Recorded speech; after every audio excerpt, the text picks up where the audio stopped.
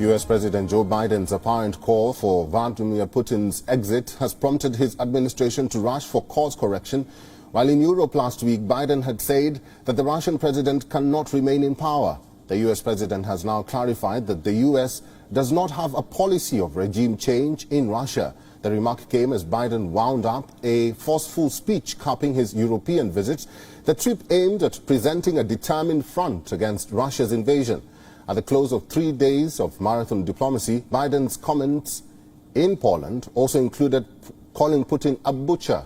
It appeared to be a sharp escalation of the U.S. approach to Moscow of its invasion of Ukraine. Biden's comments reverberated instantly around the world. Putin's spokesperson, Dmitry Peskov, denounced the remark.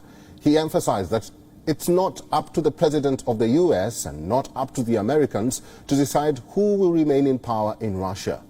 French president warned such language could escalate a conflict in the U.S.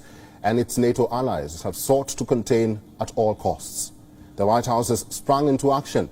It has clarified that Biden was not advocating regime change in Russia. On Sunday, Joe Biden was asked by reporters if the U.S. was trying to topple Putin. Listen in to his response. Hurrah! Mr. President, do you want Putin removed? Mr. President, were you calling for regime change? No. U.S. Secretary of State Antony Blinken has also denied Biden calling for Putin's ouster. While in Jerusalem, Blinken said Biden's point was that Putin cannot be empowered by wage war. Blinken also stated that it's up to the Russians to choose their leader. I think the President, the White House, made the point last night that, quite simply, President Putin cannot be empowered to wage war or engage in aggression against Ukraine or anyone else. As you know, and as you've heard us say repeatedly, we do not have a strategy of regime change in Russia or anywhere else for that matter. In this case, as in any case, it's up to the people of the country in question. It's up to the Russian people. Russian demands for Ukrainian neutrality has been a key issue for Moscow at conflict negotiations. And now Ukrainian President Volodymyr Zelensky has said that the war-hit country is prepared to consider declaring neutrality. Zelensky said that as part of a peace deal with Russia, Ukraine is prepared to discuss adopting a neutral status. However, such a pact would have to be guaranteed by third parties and put to a referendum.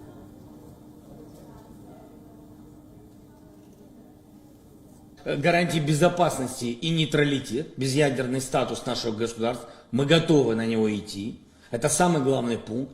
Это был первый принципиальный пункт для Российской Федерации, насколько я помню. И насколько мне помнится, что они из-за этого начали войну. Zelensky made the statement while addressing independent Russian news media.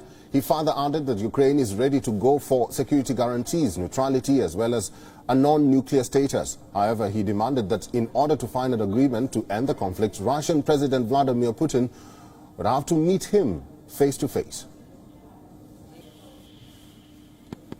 Поэтому этот пункт, пункт гарантии безопасности для Украины, а так как они говорят, это и для них, он понятен мне, его обсуждают, он глубоко проработан.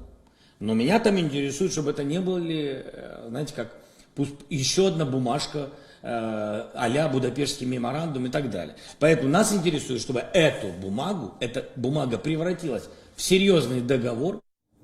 Earlier this month, the Kremlin had said Sweden and Austria offered models of neutrality and that Ukraine could adopt those models to help end Russia's invasion of Ukraine. Ukraine had rejected the proposal. It had said that only Kyiv could design a system that would be acceptable to Ukrainians. Under international law, neutrality means the obligation of a state not to interfere in military conflicts of third states, the obligation that is brought about by unilateral declaration or coercion. At the start of the crisis, Putin demanded that NATO guarantee non-membership for Ukraine. Negotiations have focused on Ukraine staying out of NATO, disarmament and security guarantees. While Ukraine is no longer insisting on NATO membership, Zelensky has refused to discuss the Russian demand for demilitarization of the country. After more than 4 weeks of conflict, Russia has failed to seize any major Ukrainian city. Russia's original hopes of sweeping across Ukraine undeterred, also appear to be fading. There is a renewed hope for talks as Russia's much larger military has been humbled by fierce Ukrainian resistance. Several previous rounds of peace talks have failed to halt the fighting. Fundamental disagreements remain about Kyiv's alignment with the West and Russia's occupation of Ukrainian territory. To end more than a month of fighting, the second in-person negotiation between the two sides will take place in Turkey today. Ahead of the peace talks in Istanbul, the Ukrainian president promised his countrymen to prioritize Ukraine's territorial integrity.